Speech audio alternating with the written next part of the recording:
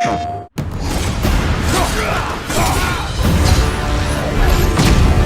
a combat perspective, I always, and I still feel like the meat and potatoes of any God of War game is combat.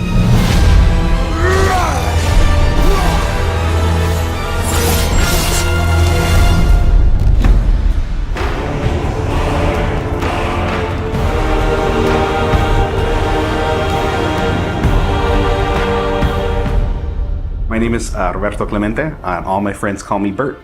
I'm a senior combat animator here at Sony Santa Monica. My name is Kim Wynn, and I'm a gameplay animator. Hi, I'm Sabra, and I'm a senior VFX artist on God of War Ragnarök. My name is Grace Pan, and I'm a gameplay animator in God of War Ragnarök. Hi, I'm Stephen O'Hara, GBA, combat designer on God of War.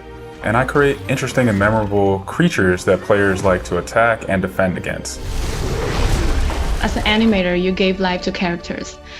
You make them move, you give them personalities, you give them weight.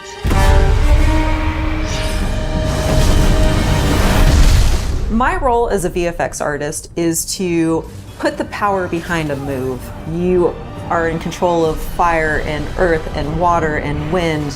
Whether you are throwing your axe or on the receiving end of an enemy spell, VFX is what really gives the movement and the danger to every move that a character or enemy makes. I work really closely with the design team and the tech art team on this project specifically. We actually work a lot with camera, along with the guidance of our great camera team, so I find myself doing fight choreography sometimes.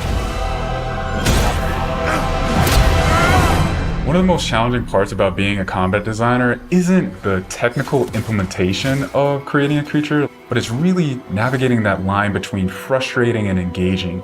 We want to make something that makes players lean forward and focus and really try hard against an enemy and feel good about overcoming that, but we don't want to make them feel defeated if they can't figure something out. And then it feels rewarding when you win, not because it was impossible, but because it was fun and engaging.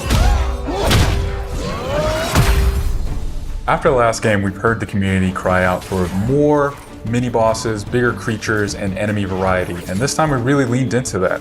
So in God of War Ragnarök, you're going to be traveling to all 9 realms, and each realm is going to have like its own theme of enemies that are very unique to that space. For example, in Alfheim, we're familiar with the Dark Elves, but this time around we're going to be fighting Light Elves, such as the Light Elf Warrior.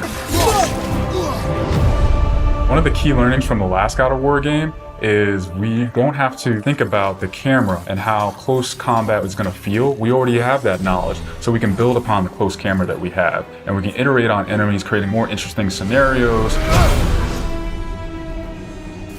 In the last game, Atreus was just starting to fight alongside Kratos, and he was learning from the master tactician. So in this game, he's trying to prove himself a little bit more, and we built upon those mechanics with him. The previous God of War, Atreus was still a kid, right? So he has a lot of dependency on his father. And for this game, you will see Atreus moving more independently on his own as a companion. In regards to VFX for Kratos, I think what the players really love is the powerfulness of it. When you are playing as Kratos, you really do feel like the God of War. And moving into Ragnarok, we want to really make something bigger, make it stronger, make it more of a spectacle. You want them to be like, oh my gosh, I didn't know that the Blades of Chaos could get even better, but look at that. So as Kratos gets more powerful, he's going to have access to newer combos and newer abilities that will increase the combat depth of each weapon. For the Blades, one of the moves that I've really enjoyed from previous God of Wars is the combat grapple, and we're going to be bringing that with a new twist. I'm very excited for players to try the blade grapple traversal moves. That brings so much more speed into the movement and the dynamic feel to it. One of the ways we've expanded Kratos combat this time around is we've given more utility and choice to the shield loadout. If you are a parry person, you could really go for a shield that gears towards parrying. If you're a big blocker, then you could choose a shield that will really match your playstyle. One new mechanic or element that I'm really excited about is these combo finishers. Building up the stun meter this time around is going to lead to different ways to basically decapitate the enemy. You're going to be able to choose, which weapon you want to have when you kill a guy. Another feature that we've added for Kratos is his new pre-fall attacks. You could jump off a ledge, and if there's an enemy below you, you could slam down on him. There's such an emphasis on verticality in some of these fights that it's super engaging. And as Kratos, now that you have so much mobility and that you can also take advantage of that verticality, I think it just adds such another interesting layer to a fight. In God of War Ragnarok, we've enhanced the Kratos and Atreus duo. He's going to initiate a little bit more, be aggressive. He's going to fight alongside you, and sometimes even surprise you with his combo abilities too. Some of the new expanded companion actions that you'll see Atreus do leverage the fact that he's older now, he's bigger now. And he's different from Kratos, so his magic has a different flavor. Not only that they fight side by side together, there are also a lot of mini games and player interaction moments. For example, like the puzzle systems and the set pieces. You definitely will see a lot more collaborations between father and son.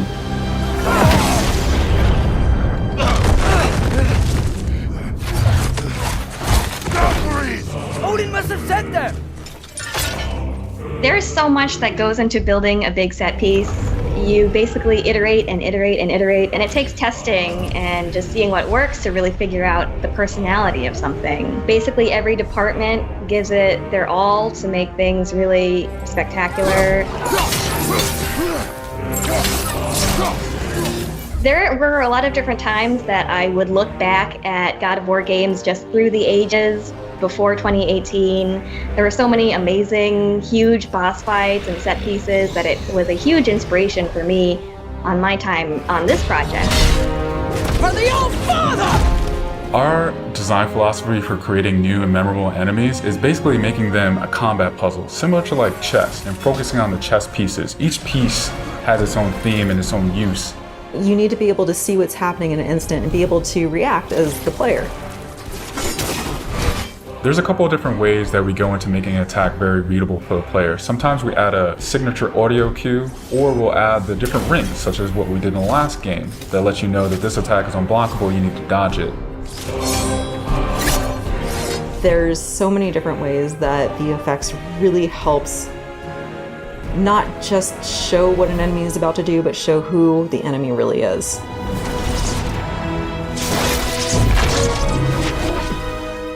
Everything you design has to be surrounding the essence of the character and a story. It's what makes it believable and memorable in the first place.